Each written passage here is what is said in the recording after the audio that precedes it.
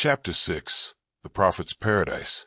If but the vine and love-abjuring band are in the Prophet's paradise to stand, alack, I doubt the Prophet's paradise were empty as the hollow of one's hand. The studio. He smiled, saying, "Seek her throughout the world." I said, "Why tell me of the world? My world is here, between these walls and the sheet of glass above. Here among gilded flagons and dull-jeweled arms, tarnished frames and canvases, black chests and high-backed chairs, quaintly carved and stained in blue and gold." "For whom do you wait?" he said, and I answered, "When she comes, I shall know her." On my hearth, a tongue of flame whispered secrets to the whitening ashes. In the street below, I heard footsteps, a voice, and a song. "For whom then do you wait?" he said, and I answered, "I shall know her." Footsteps, a voice, and a song in the street below, and I knew the song, but neither the steps nor the voice. "Fool," he cried, "the song is the same. The voice and steps have but changed with years."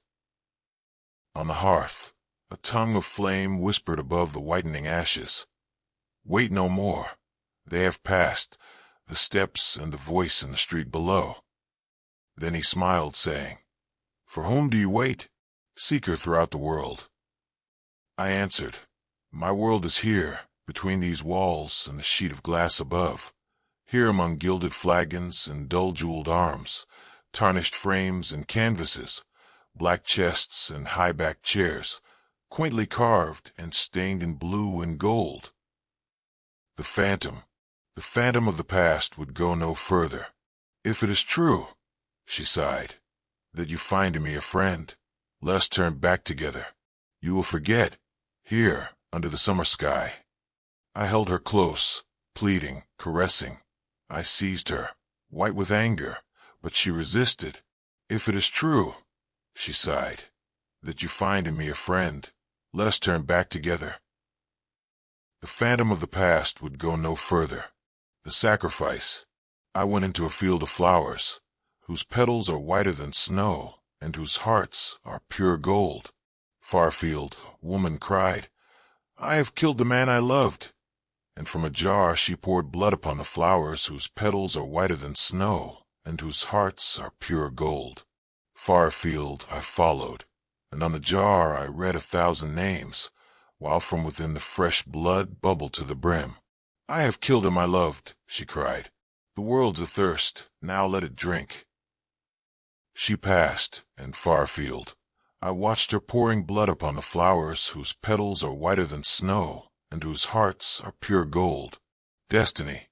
I came to the bridge which few may pass. "Pass!" cried the keeper, but I laughed, saying, "There's time." And he smiled and shut the gates. To the bridge which few may pass came young and old. All were refused.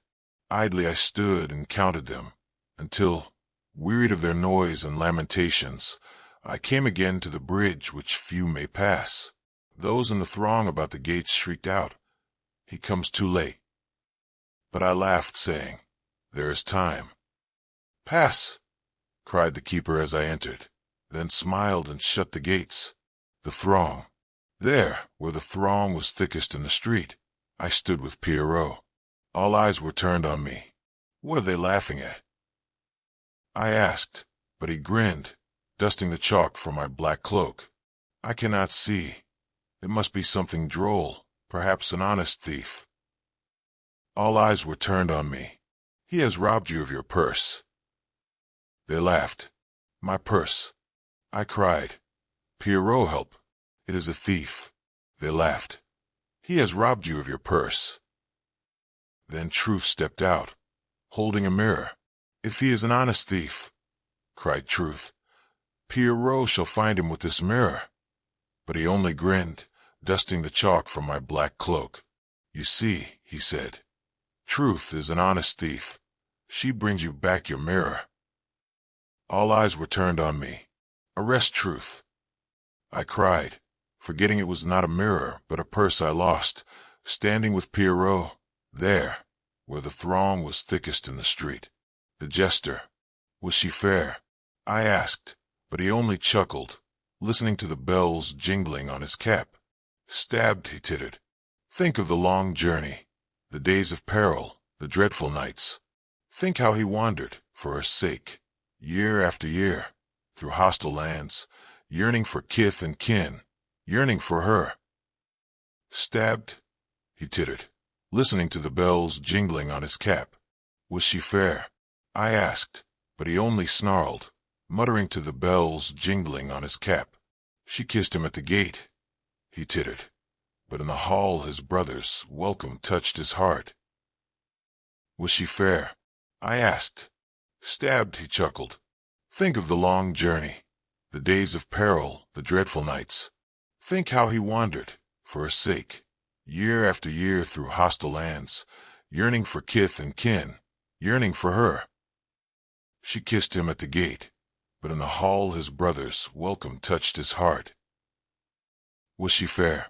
I asked, but he only snarled, listening to the bells jingling in his cap. The green room. The clown turned his powdered face to the mirror.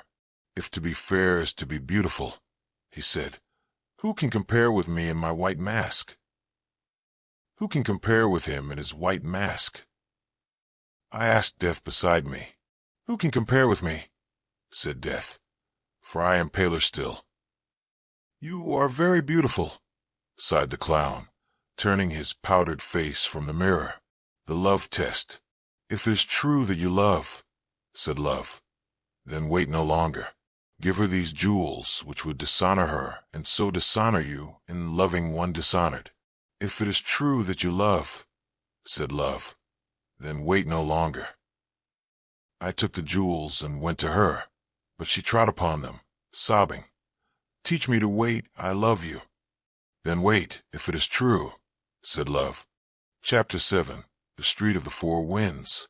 Firm tes you ademi. Croix tes bras ton sane. Et de ton cur endormi. Chas a jamais tau design. J'ai chante la nature. Les étoiles du soir, les larmes du matin. Les couches de soleil, à l'horizon lointain. Lucille que parle au cœur d'existence future. Part 1. The animal paused on the threshold, inquisitive, alert, ready for flight if necessary. Severin laid down his pallet and held out a hand of welcome. The cat remained motionless, her yellow eyes fastened upon Severin. Puss, he said in his low, pleasant voice, come in. The tip of her thin tail twitched uncertainly. Come in, he said again. Apparently she found his voice reassuring, for she slowly settled upon all fours, her eyes still fastened upon him, her tail tucked under her gaunt flanks. He rose from his easel smiling. She eyed him quietly, and when he walked toward her, she watched him bend above her without a wince. Her eyes followed his hand until it touched her head. Then she uttered a ragged mew. It had long been Severin's custom to converse with animals, probably because he lived so much alone, and now he said, What's the matter, Puss? Her timid eyes sought his. I understand, he said gently. You shall have it at once. Then, moving quietly about, he busied himself with the duties of a host, rinsed a saucer, filled it with the rest of the milk from a bottle on the windowsill, and kneeling down, crumbled a roll into the hollow of his hand. The creature rose and crept toward the saucer. With the handle of a palette knife, he stirred the crumbs and milk together and stepped back as she thrust her nose into the mess. He watched her in silence. From time to time, the saucer clinked upon the tiled floor as she reached for a morsel on the rim, and at last the bread was all gone, and her purple tongue traveled over every unlicked spot until the saucer shone like polished marble. Then she sat up, and coolly turning her back to him, began her ablutions. Keep it up, said Severin, much interested. You need it. She flattened one ear, but neither turned nor interrupted her toilet. As the grime was slowly removed, Severin observed that nature had intended her for a white cat. Her fur had disappeared in patches, from disease or the chances of war. Her tail was bony and her spine sharp, but what charms she had were becoming apparent under vigorous licking. and he waited until she had finished before reopening the conversation. When at last she closed her eyes and folded her forepaws under her breast, he began again very gently. "Puss, tell me your troubles." At the sound of his voice, she broke into a harsh rumbling which he recognized as an attempt to purr. He bent over to rub her cheek, and she mewed again, an amiable, inquiring little mew, to which he replied, "Certainly, you are greatly improved, and when you recover your plumage you will be a gorgeous bird." Much flattered, she stood up and marched around and around his legs, pushing her head between them and making pleased remarks, to which he responded with grave politeness. "Now, what sent you here?" he said. "Here into the Street of the Four Winds, and up 5 flights to the very door where you would be welcome. What was it that prevented your meditated flight when I turned from my canvas to encounter your yellow eyes? Are you a Latin Quarter cat, as I am a Latin Quarter man? And why do you wear a rose-colored flowered garter buckled about your neck?" The cat had climbed into his lap, and now sat purring as he passed his hand over her thin coat. "Excuse me," he continued in lazy, soothing tones, harmonizing with her purring, "if I seem indelicate, but I cannot help musing on this rose-colored garter, flowered so quaintly and fastened with a silver clasp. For the clasp is silver. I can see the mint mark on the edge, as is prescribed by the law of the French Republic. Now, why is this garter woven of rose silk and delicately embroidered? Why is this silken garter with its silver clasp about your famished throat? Am I indiscreet when I inquire if its owner is your owner? Is she some aged dame, living in memory of youthful vanities, fond, doting on you, decorating you with her intimate personal attire? The circumference of the garter would suggest this, for your neck is thin, and the garter fits you. But then again, I notice most things, that the garter is capable of being much enlarged. These small silver-rimmed eyelets, of which I count 5, are proof of that, and now I observe that the 5th eyelet is worn out, as though the tongue of the clasp were accustomed to lie there. That seems to argue a well-rounded form." The cat curled her toes in contentment. The street was very still outside. He murmured on, "Why should your mistress decorate you with an article most necessary to her at all times? Anyway, at most times. How did she come to slip this bit of silk and silver about your neck? Was it the caprice of a moment, when you, before you had lost your pristine plumpness, marched singing into her bedroom to bid her good morning? Of course." And she sat up among the pillows, her coiled hair tumbling to her shoulders, as you sprang upon the bed purring, "Good day, my lady." "Oh, it is very easy to understand," he yawned, resting his head on the back of the chair. The cat still purred, tightening and relaxing her padded claws over his knee. "Shall I tell you all about her, cat? She is very beautiful, your mistress," he murmured drowsily, "and her hair is heavy as burnished gold. I could paint her, not on canvas, for I should need shades and tones and hues and dyes more splendid than the iris of a splendid rainbow. I could only paint her with closed eyes, for in dreams alone can such colors as I need be found. For her eyes, I must have azure from skies untroubled by a cloud, the skies of dreamland. For her lips, roses from the palaces of slumberland, and for her brow, snowdrifts from mountains, which tower in fantastic pinnacles to the moons. Oh, much higher than our moon here, the crystal moons of dreamland. She is very beautiful, your mistress." The words died on his lips, and his eyelids drooped. The cat, too, was asleep, her cheek turned up upon her wasted flank, her paws relaxed and limp. Part 2. "It is fortunate," said Severin, sitting up and stretching, "that we have tided over the dinner hour, for I have nothing to offer you for supper but what may be purchased with 1 silver franc. The cat on his knee rose, arched her back, yawned, and looked up at him. "What shall it be? A roast chicken with salad? No. Possibly you prefer beef? Of course. And I shall try an egg and some white bread. Now for the wines. Milk for you? Good. I shall take a little water, fresh from the wood," with a motion toward the bucket in the sink. He put on his hat and left the room. The cat followed to the door, and after he had closed it behind him, she settled down, smelling at the cracks and cocking one ear at every creak from the crazy old building. The door below opened and shut. The cat looked serious, for a moment doubtful, and her ears flattened in nervous expectation. Presently she rose with a jerk of her tail and started on a noiseless tour of the studio. She sneezed at a pot of turpentine, hastily retreating to the table, which she presently mounted, and having satisfied her curiosity concerning a roll of red modeling wax, returned to the door and sat down with her eyes on the crack over the threshold. Then she lifted her voice in a thin plaint. When Seven returned, he looked grave, but the cat, joyous and demonstrative, marched around him, rubbing her gaunt body against his legs, driving her head enthusiastically into his hand, and purring until her voice mounted to a squeal. He placed a bit of meat, wrapped in brown paper, upon the table, and with a penknife cut it into shreds. The milk he took from a bottle which had served as medicine, and poured it into the saucer on the hearth. The cat crouched before it, purring and lapping at the same time. He cooked his egg and ate it with a slice of bread, watching her busy with the shredded meat.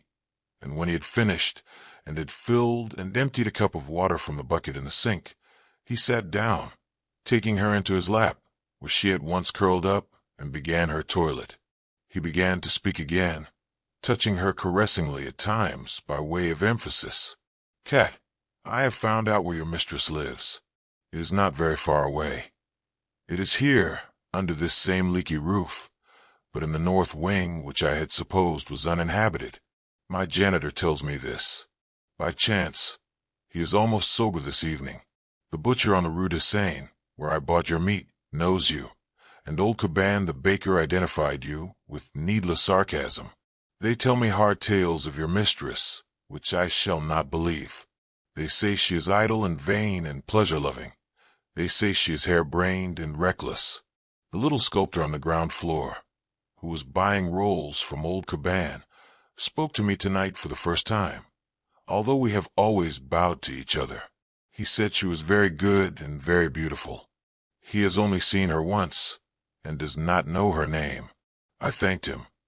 I don't know why I thanked him so warmly. Caban said, 'Into this cursed street of the four winds blow all things evil.' The sculptor looked confused, but when he went out with his rolls, he said to me, 'I am sure, monsieur, that she is as good as she is beautiful.'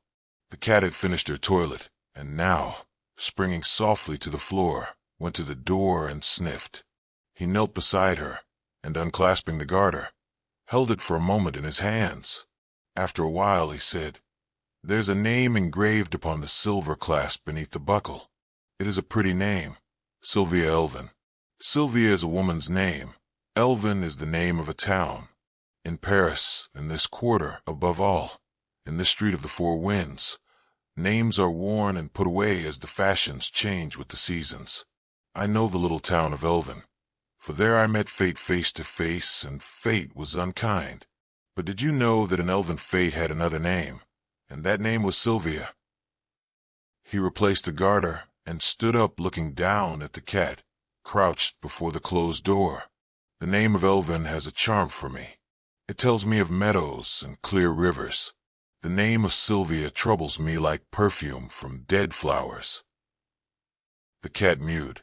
'Yes, yes,' he said soothingly. 'I will take you back. Your Sylvia is not my Sylvia. The world is wide, and Elvin is not unknown. Yet in the darkness and filth of poorer Paris, in the sad shadows of this ancient house, these names are very pleasant to me.' He lifted her in his arms and strode through the silent corridors to the stairs, down 5 flights and into the moonlit court, past the little sculptor's den, and then again in at the gate of the north wing, and up the worm-eaten stairs he passed, until he came to a closed door. When he had stood knocking for a long time, something moved behind the door. It opened, and he went in. The room was dark. As he crossed the threshold, The cat sprang from his arms into the shadows. He listened but heard nothing. The silence was oppressive, and he struck a match. At his elbow stood a table, and on the table a candle in a gilded candlestick. This he lit, then looked around. The chamber was vast, the hangings heavy with embroidery. Over the fireplace towered a carved mantel, gray with the ashes of dead fires. In a recess by the deep-set windows stood a bed, from which the bedclothes, soft and fine as lace, trailed to the polished floor. He lifted the candle above his head. A handkerchief lay at his feet. It was faintly perfumed. He turned toward the windows. In front of them was a canopy, and over it were flung, pell-mell, a gown of silk, a heap of lace-like garments, white and delicate as spider's meshes, long, crumpled gloves, and on the floor beneath, the stockings, the little pointed shoes, and one garter of rosy silk, quaintly flowered and fitted with a silver clasp. Wondering, he stepped forward and drew the heavy curtains from the bed. For a moment, the candle flared in his hand. Then his eyes met two other eyes, wide open, smiling, and the candle flame flashed over hair heavy as gold. She was pale, but not as white as he. Her eyes were untroubled as a child's, but he stared, trembling from head to foot, while the candle flickered in his hand. At last he whispered, "Sylvia, it is I." Again he said, "It is I." Then, knowing that she was dead, he kissed her on the mouth, and through the long watches of the night, the cat purred on his knee, tightening and relaxing her padded claws, until the sky paled above the street of the four winds.